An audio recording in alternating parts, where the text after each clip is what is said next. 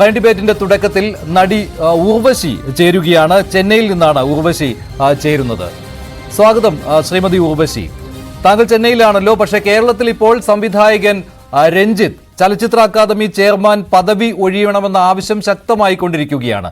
സർക്കാർ സമ്മർദ്ദത്തിലാണ്. സാംസ്കാരിക മന്ത്രി സജി ചെറിയാൻ രഞ്ജിത്തിന് അനുകൂലമായി സംസാരിക്കുകയും ചെയ്തു. പരാതി എഴുതി നൽകിയിട്ടില്ല, അതിനാൽ കേസ് പറ്റില്ല എന്ന് പറയുകയാണ്. എന്താണ് താങ്കൾക്ക് ഈ വിഷയത്തിൽ പറയുവാനുള്ളത്?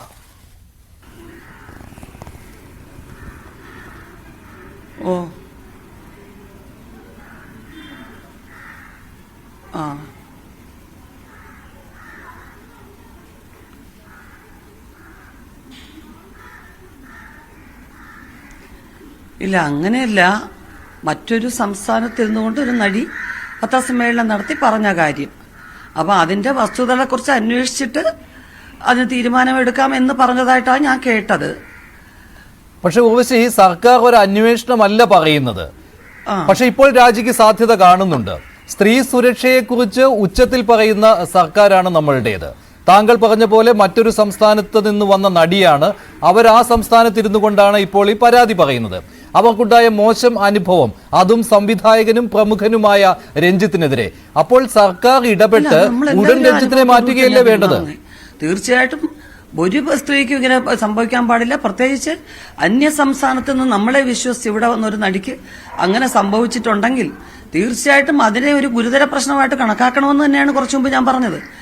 പിന്നെ ഇത് തമിഴിലുള്ള പല ആർട്ടിസ്റ്റുകളും, ഞാൻ തമിഴും തെലുങ്കും കന്നഡമൊക്കെ വർക്ക് ചെയ്യുന്ന ഒരാളല്ലേ, ഓരോ സംസ്ഥാനത്ത് നിന്നുള്ളവർ എന്നെ ഫോൺ ചെയ്യുകയും ഇതെന്താ ഇതിങ്ങനെ, നിങ്ങളുടെ സ്റ്റേറ്റിൽ വന്ന് സേഫായിട്ട് വർക്ക് ചെയ്യാൻ പറ്റില്ലേ, നിങ്ങളൊക്കെ ഇത്രയും വർഷം എങ്ങനെ ഇവിടെ വർക്ക് ചെയ്തു എന്നുള്ള ചോദ്യം സ്വാഭാവികം മറ്റ് മാധ്യമപ്രവർത്തകരും ചോദിക്കും. അപ്പൊ തീർച്ചയായിട്ടും നമ്മളും അവരോട് പറയുന്നത് ഞങ്ങളുടെ സർക്കാർ അതിന് നല്ല നടപടി കൈക്കൊള്ളും എന്നാണ് ഞാൻ പറഞ്ഞത്. ഇത്രയും പേര് പറഞ്ഞ് സർക്കാരിനെ വെട്ടിലാക്കുമ്പോൾ രഞ്ജിത്ത് അതിന് ഇട കൊടുക്കാതെ കുറച്ച് മാറി നിന്ന്, തൽക്കാലത്തേക്കൊന്ന് മാറി നിന്ന് ഞാൻ ആരോപണങ്ങളെ നേരിട്ടുകൊള്ളാം എന്ന് പറയുന്നതാണ് ബുദ്ധി എന്നാണ് ഞാൻ പറഞ്ഞത്. അതായത് രഞ്ജിത്ത് മാറി നിൽക്കണമെന്നാണ് താങ്കളുടെ നിലപാട്. ഈ ഹേമ കമ്മിറ്റി റിപ്പോർട്ടിലും ഇത് തന്നെ ആയിരുന്നുവല്ലോ സർക്കാരിന്റെ നിലപാട്. പരാതി പോലീസിന് കിട്ടിയില്ല, എഴുതി നൽകിയില്ല. കമ്മിറ്റിയുടെ മുന്നിൽ പറഞ്ഞാൽ മാത്രം പോരാ, എഴുതി നൽകണം. കേസെടുക്കാൻ പറ്റുന്നതല്ല ഇപ്പോൾ. അപ്പോൾ തുടർച്ചയായ രണ്ട് സംഭവങ്ങളിലും, അത് ഹേമ കമ്മിറ്റി റിപ്പോർട്ടിന്റെ കാര്യത്തിലും രഞ്ജിത്തിനെതിരായ വെളിപ്പെടുത്തലിലും സർക്കാരിന്റെ നിലപാട് ഒന്ന് തന്നെയാണ്. പക്ഷെ ഇവർക്ക് പോലീസിന് മുന്നിൽ പരാതി കൊടുക്കാനും മൊഴി കൊടുക്കാനുമുള്ള അവസരമുണ്ടാക്കുകയല്ലേ സർക്കാർ ചെയ്തു കൊടുക്കേണ്ടത്? ഊർവശി,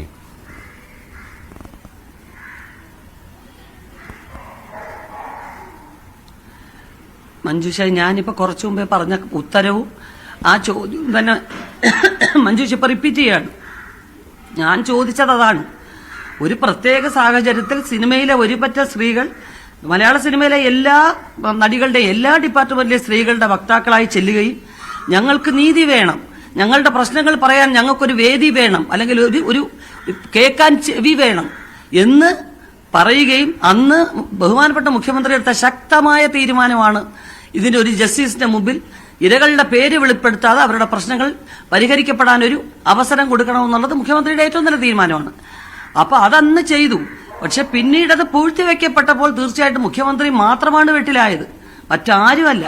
എന്തുകൊണ്ട് ഈ 4.5 വർഷം ഇത് പൂഴ്ത്തിവെക്കപ്പെട്ടു എന്നുള്ളത് നേരിടേണ്ടി വന്നതും അദ്ദേഹം മാത്രമാണ്. ഇപ്പൊ ഇത് പുറത്തു വന്ന സ്ഥിതിക്ക് കുറെ പേജുകൾ വെട്ടിമാറ്റി എന്ന് പറയുമ്പോഴും വെട്ടിലാകുന്നത് വീണ്ടും മുഖ്യമന്ത്രി തന്നെയാണ്. അപ്പൊ തീർച്ചയായിട്ടും മുഖ്യമന്ത്രി ഇന്നലെയൊക്കെ പറഞ്ഞതനുസരിച്ച് കോടതിയുടെ പരിഗണനയിലാണല്ലോ കേസ്. ഇപ്പോ വനിതാ കമ്മീഷൻ കക്ഷി ചേർത്തിട്ടുണ്ട്. അപ്പോൾ അതിനി കോടതി എന്ത് പറയുന്നു ആ നിർദ്ദേശത്തെ ഞങ്ങൾ അംഗീകരിക്കുമെന്ന് പറഞ്ഞതായി ഞാൻ കേട്ടുള്ളൂ. അല്ലാതെ ഇനി ഓരോ നടികളും തനിച്ച് പരാതി കൊടുക്കണമെന്ന് പറഞ്ഞത് ഞാൻ കേട്ടിട്ടില്ല. കേൾക്കാതെ എനിക്ക് എങ്ങനെയാ ഉത്തരം പറയേണ്ടതെന്ന് അറിയില്ല.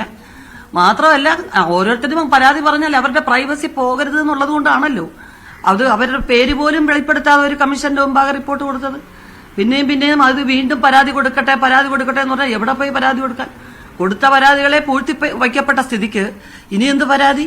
അങ്ങനെ പറയുമെന്ന് തോന്നുന്നില്ല മുഖ്യമന്ത്രി. സിനിമയിലെ സംഘടനകൾക്ക് മുഖവശി ഇതിൽ ഉത്തരവാദിത്തമുണ്ടല്ലോ. അമ്മ നിലപാട് പറഞ്ഞു, ഇരകൾക്കൊപ്പം എന്ന്. പക്ഷെ വെറുതെ അങ്ങനെ പറഞ്ഞാൽ മതിയോ? ഫെഫ്കെ ആകട്ടെ, സാങ്കേതിക വിദഗ്ധരുടെ സംഘടന, ഇതുവരെ ഒന്നും പറഞ്ഞിട്ടുമില്ല. അമ്മയുടെ നിലപാട് തന്നെ ഇതുവരെ പരാതിയൊന്നും കിട്ടിയില്ല അമ്മയ്ക്ക് എന്നാണല്ലോ. അങ്ങനെയാണോ പറയേണ്ടത്? അമ്മയിൽ പരാതി പറഞ്ഞിട്ടും അനുകൂലമായി ഒന്നും നടന്നില്ല. അതുകൊണ്ടല്ലേ ഈ നടിമാർ കമ്മിറ്റി മുൻപാകെ പോയി പരാതി പറഞ്ഞത്? പരാതി കൊടുത്തോ ഇല്ലയോ? ഇപ്പൊ ഈ ഹേമ കമ്മിറ്റി റിപ്പോർട്ടിലുള്ള പരാതി, അതിൽ വരുന്ന ആൾക്കാരെ കുറിച്ച് സംഘടന എന്ത് ശക്തമായ തീരുമാനം എടുക്കുമെന്ന് മാത്രം പറഞ്ഞാൽ മതി. ഇതുവരെ പറഞ്ഞതും ചോദിച്ചതും ഒക്കെ അവിടെ നിൽക്കട്ടെ. ഇതിപ്പോ ഇത് പരസ്യമായി. ഇതിന് മാധ്യമങ്ങളും കേരള സമൂഹവും അവിടുന്ന് ഇനി ഓരോ സംസ്ഥാനങ്ങളിലേക്കായിട്ട് ഇത് വ്യാപിച്ചുകൊണ്ടേയിരിക്കും. അതിനു മുൻപ് ഒരു സംഘടന ഞങ്ങൾക്കുണ്ടെങ്കിൽ ആ സംഘടനയിലുള്ളവർ എന്ത് ശക്തമായ തീരുമാനം എടുക്കും എന്ന് മാത്രമേ അറിയാനായിട്ട് കാര്യമുള്ളൂ. അതിപ്പം അമ്മ സംഘടന പറഞ്ഞു കഴിഞ്ഞു, ഞങ്ങൾ ഇരകൾക്കൊപ്പമാണ്. ആരായാലും, ഏത് ഉന്നതനായാലും പ്രമുഖ നടനായാലും ആര് തന്നെ ആയാലും അതിന് ഞങ്ങൾ എതിരെ ശബ്ദമുയർത്തും. ഫെഫ്കയിൽ ആരും അത് പറഞ്ഞു കണ്ടില്ല. കാരണം ഒരു സംവിധായകനെതിരെ ആരോടും വരുമ്പോൾ ഫെഫ്കയില്ലേ തീരുമാനം എടുത്ത് പറയേണ്ടത്? ഫെഫ്കയിൽ ആളുകളൊന്നും എന്താ ഒന്നും പറയാത്ത, എന്താ അതിനെപ്പറ്റി നിങ്ങളൊന്നും ചോദിക്കാത്ത? ഒരു സംവിധായകനെതിരെ ആരോപണം വരുമ്പോൾ ഫെഫ്കയല്ലേ റിയാക്ട് ചെയ്യേണ്ടത്? ബി ഉണ്ണികൃഷ്ണൻ എവിടെ പോയി? അപ്പോ എല്ലാ സംഘടനകളും ഒത്തൊരുമിച്ച് കൂട്ടായ്മയായിട്ട് നിന്നാണ് ഇത് പ്രവർത്തിക്കേണ്ടത്. അപ്പൊ അവരൊക്കെ ഒരു പാനിക് സിറ്റുവേഷൻ ആയതുകൊണ്ടുള്ള പതർച്ചയിലാണ്. അവരൊക്കെ അതിനകത്ത് കമ്മ്യൂണിക്കേറ്റ് ചെയ്തിട്ടുണ്ടാവും, ആശയവിനിമയം നടത്തുന്നുണ്ടാവും, എന്നിട്ട് കൂടി ആലോചിച്ചിട്ട് ഒരു നല്ല തീരുമാനം പറയാൻ കാത്തിരിക്കുന്നുണ്ടാവും. നമുക്ക് നോക്കാം. പക്ഷെ താങ്കൾ ചോദിച്ചു ഫെഫ്കെ എവിടെയെന്ന്. ബി ഉണ്ണികൃഷ്ണനോട് ചോദിച്ചോ എന്ന് താങ്കൾ എന്നോട് ചോദിക്കുകയുണ്ടായി. പക്ഷേ അമ്മ തന്നെ പ്രതികരിച്ചത് 5 ദിവസം കഴിഞ്ഞാണ്. ഫെഫ്ക പ്രതികരിക്കാൻ തയ്യാറാകുന്നില്ല എന്നുള്ളതാണ് ഉർവശി വാസ്തവം എന്ന് പറയുന്നത്. ഞങ്ങൾ വിളിക്കുന്നുണ്ട്. ഇരകൾക്കൊപ്പം എന്ന് പറഞ്ഞ് അമ്മയങ്ങ് ഒഴിയുന്നു. വേട്ടക്കാരന്റെ പേര് പറയണമെന്ന് പോലും അമ്മ പറയുന്നില്ല. ഇതെന്ത് നീതിയാണ് നടക്കുന്നത്? നടിമാർ അത് കഴിഞ്ഞും രംഗത്തെത്തിയിട്ടുണ്ടല്ലോ. അൻസിബയെ പോലെയുള്ള ആളുകളൊക്കെ വേട്ടക്കാരുടെ പേരും പറയണമെന്ന്. അല്ല, എന്താണെന്നറിയാമോ, അവർ പ്രതികരിക്കും. ഇതിപ്പോ എന്താന്ന് വെച്ച് കഴിഞ്ഞാൽ ആ കമ്മിറ്റി റിപ്പോർട്ടിലുള്ള പുരുഷന്മാരുടെ പേരുകൾ ഒരിക്കലും പുറത്തേക്ക് വന്നിട്ടില്ലല്ലോ. വരാതെ ഇങ്ങനെ വെറുതെ നമ്മളങ്ങനെ അന്തരീക്ഷത്തിൽ എങ്ങനെയാ എഴുതുന്നേ? ഇതിന്റെ ഒരു മറുപടി ഇന്നലെ സിദ്ദിഖ് പറഞ്ഞു കഴിഞ്ഞു. ഞങ്ങൾ ആ കമ്മിറ്റി റിപ്പോർട്ടിനെ കുറിച്ച് ചോദിച്ചിട്ടുമില്ല, അവരത് തന്നിട്ടുമില്ല, അല്ലെങ്കിൽ ആ റിപ്പോർട്ട് എന്താ വൈകുന്നതെന്നുള്ളതിനെ കുറിച്ച് ഞങ്ങൾ പ്രഷറൈസ് ചെയ്തിട്ടില്ല എന്ന് പറഞ്ഞു കഴിഞ്ഞു. പിന്നെ ഇനി എന്ത് മറുപടി?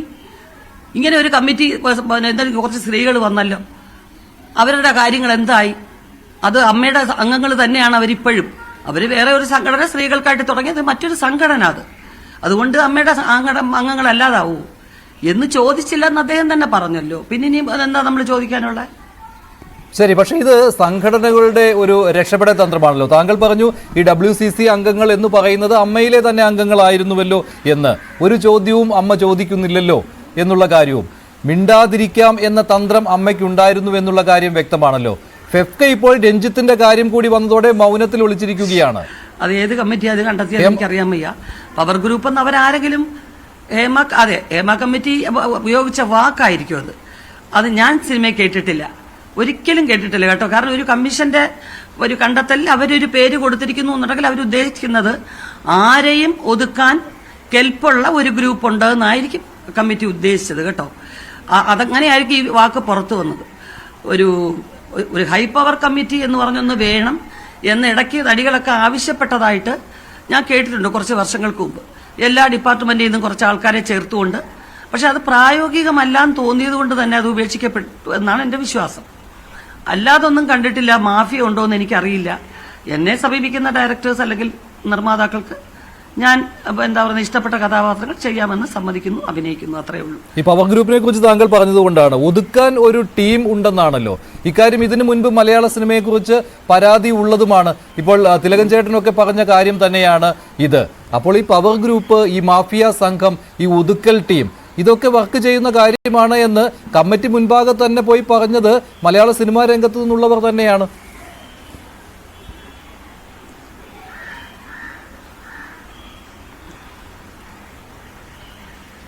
അല്ല, എന്താന്ന് വെച്ചാ ഇതിപ്പം പവർ ഗ്രൂപ്പ് എന്തെന്ന് വെച്ചാൽ എന്തെന്നേ അറിയാതെ ഞാനങ്ങനെ ഈ പവർ ഗ്രൂപ്പിനെ പറ്റി മറുപടി പറയും.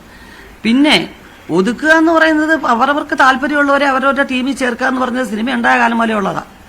പക്ഷെ ഒരു പഴയ സിനിമയുടെ ഗ്രൂപ്പിൽ കഴിവുള്ളവരെ കണ്ടെത്തുക, അവര് സെറ്റിലെ അവരുടെ പെരുമാറ്റം നോക്കുക, മറ്റുള്ളവരെ ബുദ്ധിമുട്ടിക്കാതിരിക്കുന്നോ നോക്കുക, ഇങ്ങനെയൊക്കെ ഉണ്ടായിരുന്നുള്ളൂ. ഞാൻ അഭിനയിക്കുന്ന ഒരു കാലഘട്ടം വരെ അങ്ങനെയാണ്. പിന്നെ കുറച്ച് കഴിഞ്ഞപ്പോൾ ഈ ഓരോ ഇതനുസരിച്ച് ഡിസ്ട്രിക്റ്റ് അനുസരിച്ച് ഒരു ചേരിതിരിവുണ്ടായിരുന്നു. Ernakulam team, Thiruvananthapuram team, Kozhikode team എന്നൊക്കെ ഞാൻ കേട്ടിട്ടുണ്ട്. ഞാൻ അഭിനയിക്കുമ്പോഴും ഒരു ടീമിലും പെടാതെ ഞാൻ അഭിനയിച്ചിട്ടുമുണ്ട്. അങ്ങനെ അഭിനയിക്കുന്ന കുറെ ആൾക്കാരുണ്ടായിരുന്നു. എന്നല്ലാതെ ഇങ്ങനെ ഇവര് പവർ ഉണ്ടെന്ന് പറഞ്ഞു കഴിഞ്ഞാൽ ഈ പവറുള്ളവർ എത്ര കാലം നിലനിൽക്കുമെന്ന് തമ്പുരാനല്ലേ അറിയത്തുള്ളൂ. എത്ര കാലം ഇങ്ങനെ സിനിമയുടെ പുറകിൽ നിന്ന് നിയന്ത്രിച്ചുകൊണ്ടിരിക്കാൻ പറ്റും? അവർക്ക് എത്ര കാലം പേര് ഈ സിനിമയിൽ ആയുസ്സുണ്ടാവും എന്നുള്ളത് നിശ്ചയിക്കാൻ പറ്റില്ലല്ലോ. അവരവരുടെ കഴിവിന്റെ ആത്മവിശ്വാസത്തോടെ മുമ്പോട്ട് പോവുക. നമുക്കറിയാം, അതിക്രമം ഉണ്ടാകാതിരിക്കാനുള്ള സുരക്ഷയാണ് ഏറ്റവും പ്രധാന കാര്യം. ഇപ്പോൾ ഒരു ടീമിലും ഇല്ലാതെ അഭിനയിച്ചിരുന്ന സമയത്ത് പോലും ഇടക്കാലത്ത് ചില പ്രമുഖരുടെ സിനിമകളിൽ നിന്ന് താങ്കളെ പോലും മാറ്റി നിർത്തിയിരുന്നുവല്ലോ. അങ്ങനെ ഒരു അനുഭവം കൂടി ഉണ്ടല്ലോ. സ്വന്തം നിലയ്ക്ക് താങ്കൾ മാറി നിന്നത് കൂടാതെ ഈ താങ്കൾക്ക് പക്ഷേ അത് കരിയറിനെ ബാധിക്കാതെ കടന്നു പോയത് കൊണ്ട് പരാതിയില്ല. പക്ഷെ ഇപ്പോൾ പരാതി കൊടുത്തവർക്ക് അങ്ങനെയല്ല, അവരുടെ കരിയറിനെ തന്നെ ബാധിക്കുന്നതും അവർക്കുണ്ടായിരിക്കുന്ന വലിയൊരു ദുരനുഭവമാണ്.